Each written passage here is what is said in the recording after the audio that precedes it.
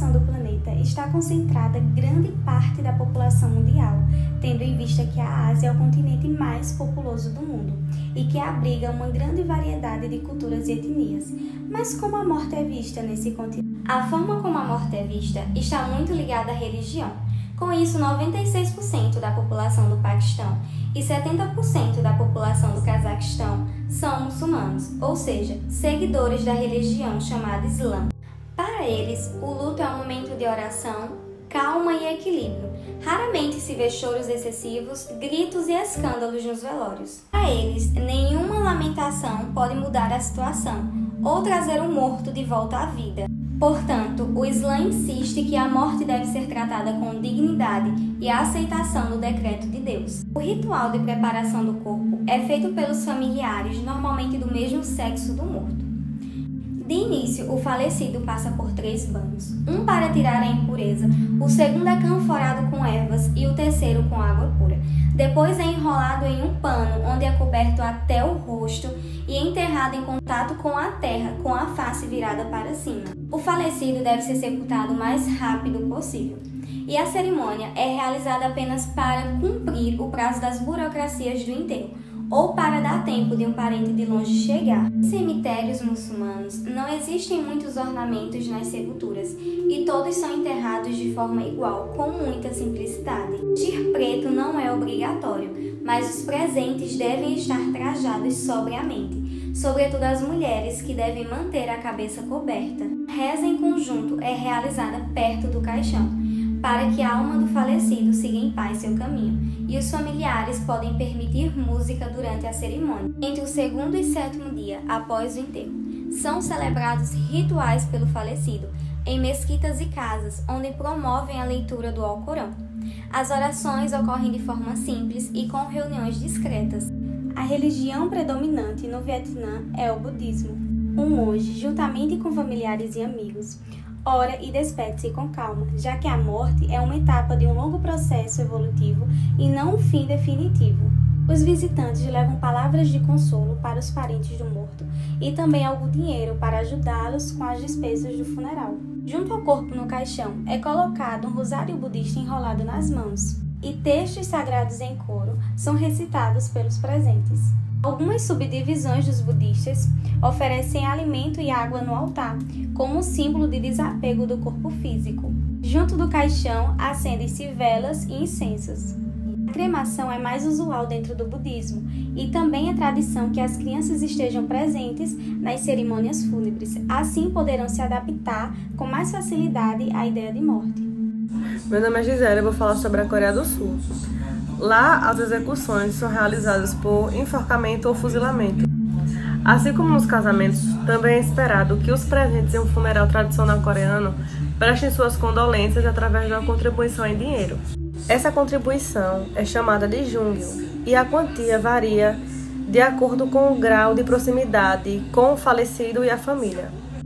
Ao chegar em um funeral, é comum ter uma mesa com um livro de assinaturas e uma espécie de urna. O recém-chegado preenche o livro com alguns dados e coloca o envelope no local indicado. Já as mulheres estarão usando aquele tradicional hanbok branco com fitas brancas no cabelo. É comum que as pessoas que não são próximas do falecido estejam usando roupas pretas. Já os homens mais próximos estarão usando roupas pretas com a braçadeira preta. Nos funerais, é comum um altar ser montado em homenagem ao falecido, chamado Jisesang. Ele é composto por flores e pelo retrato funerário. O principal item do altar é escolhido ainda em vida pela pessoa. As flores se tornaram uma substituição ao rito de oferecer comida aos mortos durante o funeral. A cerimônia era composta por um canto alto e triste, enquanto carregavam o caixão em uma espécie de suporte.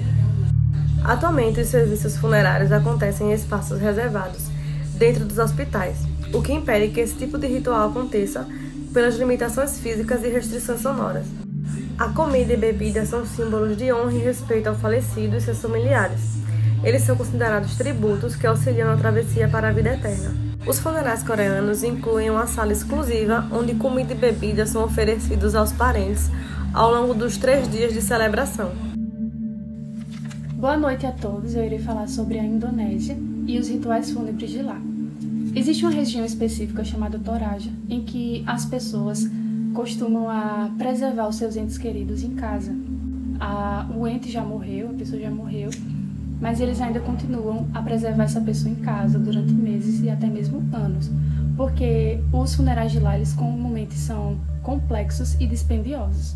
Então as pessoas esperam esse período porque eles acreditam que a pessoa ainda está doente e precisam cuidar dessa pessoa, então deixa ela em casa ainda por um tempo. Então, como é que conseguem conservar um corpo em decomposição dentro de casa? Isso é feito através de ervas, de fumo e vinagre. Esse é o modo tradicional que eles têm de conservar o corpo.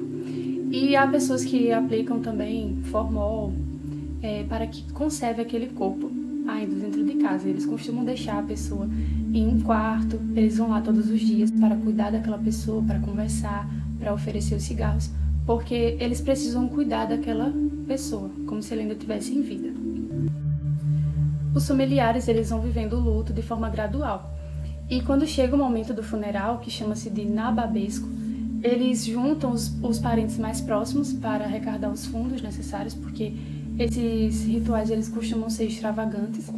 E o próprio falecido ele costuma juntar o dinheiro durante toda a sua vida, não para viver de uma forma luxuosa, mas eles guardam esse dinheiro para o momento do funeral, porque eles entendem que esse é um processo em que você vai passar dessa vida para uma outra e precisa ser de uma forma luxuosa, de uma forma digna para outra. Então, eles costumam sacrificar muitos desses animais, milhares desses animais, para facilitar essa passagem.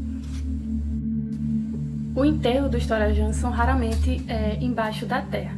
Eles costumam colocar dentro de cavernas, porque a região é montanhosa, então existem muitas cavernas por lá. Mas isso não significa um adeus, pois a cada 2 anos eles retiram os corpos para limpar, colocar roupas novas e limpar também o túmulo. As tradições religiosas são as mais antigas do mundo e existem diversas práticas, cada uma com seus respectivos deuses, além de acreditarem na reencarnação. Eles acreditam que o Deus Fogo vem para purificar o cadáver, libertar sua alma para que ela possa seguir o seu caminho. Em um dos rituais, a preparação dura em torno de 2 horas. O corpo é lavado várias vezes por meio de balde e água que é jogado sobre ele. Após 10 banhos, é colocado uma mortalha em sua face e envolvido em um pano branco, onde ficarão descobertos apenas braços e cabeça. O filho é quem inicia a cerimônia de cremação. E uma curiosidade, em algumas doutrinas, o falecido que não tiver filho homem é considerado amaldiçoado. O rio Ganges é onde se concentra o ritual de cremação. As pessoas que não possuem dinheiro para comprar madeira jogam os mortos dentro do rio. Quando existe cremação, a família fica observando o corpo do seu ente querido ser queimado para depois jogar as cinzas no rio. Não existe caixão, apenas corpo e madeira. Diariamente são cremados cerca de 100 corpos no rio Ganges. Meu nome é Karen e eu vou falar sobre a cultura japonesa, os costumes deles com os funerais. A cultura japonesa, ela apresenta algumas peculiaridades. Os ritos funerários, com eles, pretende-se acalmar o espírito, dar-lhe paz e para que ele não volte, a não ser em datas especiais, como nas comemorações dos falecidos.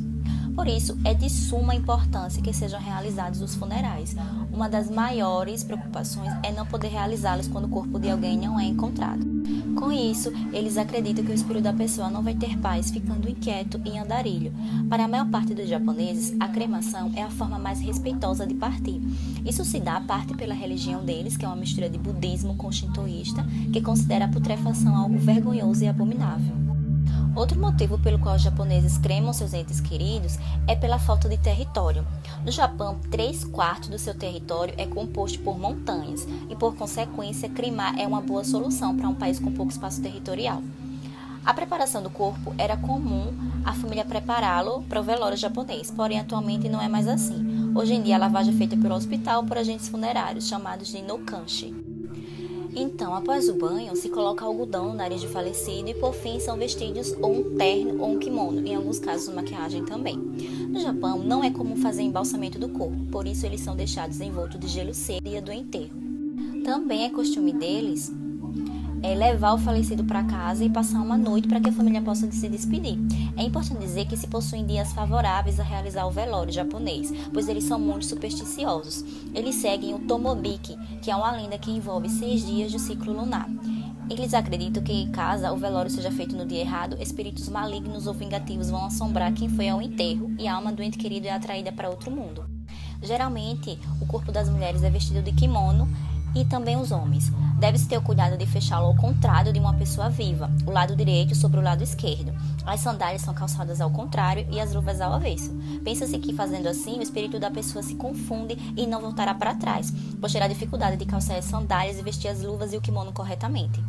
Para que a viagem ao Novo Mundo seja segura, eles colocam num caixão mais um kimono branco, um par de sandálias, 6 moedas e itens preferidos pelo falecido.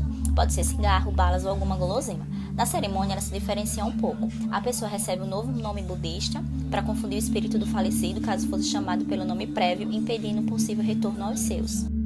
A cerimônia é dividida em 2 etapas. Na primeira etapa, que é o velório, eles transportam o caixão num carro fúnebre, que é levado para o altar da família ou necrotério. No caixão vão os objetos pessoais de falecidos, tendo começa a despedida dos amigos e familiares. Cada um acende um incenso na frente do altar e faz sua oração.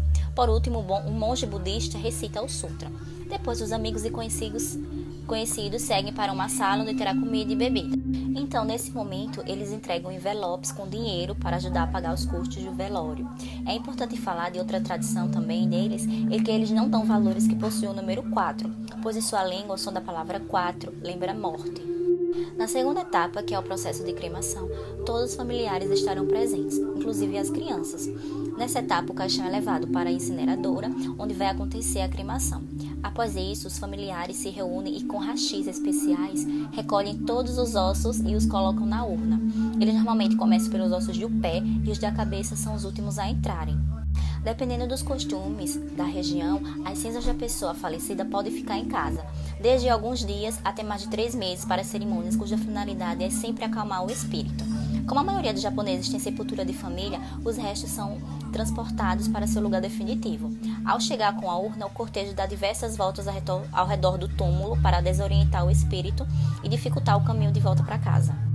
Por fim, os restos mortais são separados entre a família e colocados ou nos jazigos com o sobrenome da família ou em um butsudan, que é um pequeno altar dentro de casa com a sua foto.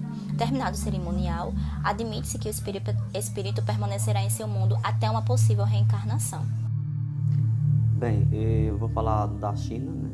O processo de morte, como acontece os funerais, né? Os velórios na China, que é um país do continente asiático.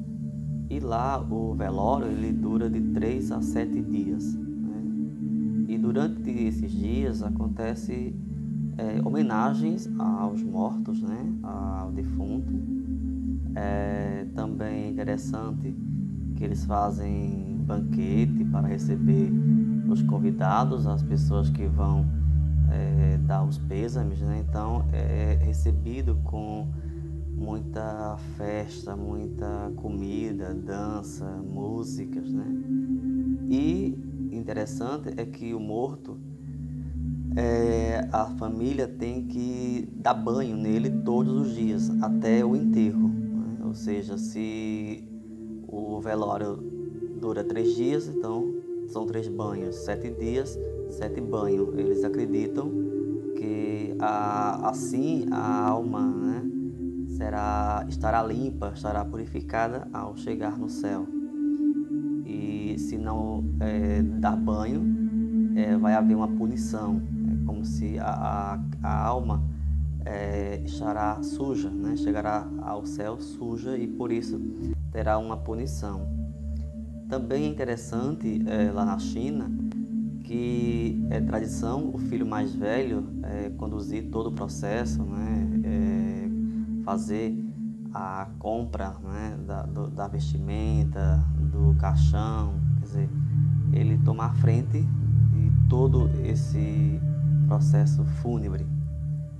Também outra curiosidade na China é que os convidados, ou seja, as pessoas que vão até o velório, elas levam uma quantia para oferecer à família, ou seja, além de dar os pêsames, né, a família ela leva uma quantia em dinheiro para a família. E também os bens, como joias, são colocados no caixão, enterrado com o defunto, né? Porque entende-se que aquela pessoa, aqueles bens muito individuais, né? São bens individuais daquele sujeito, então tem que ir com ele para o túmulo, né? Se for também a prática da cremação, não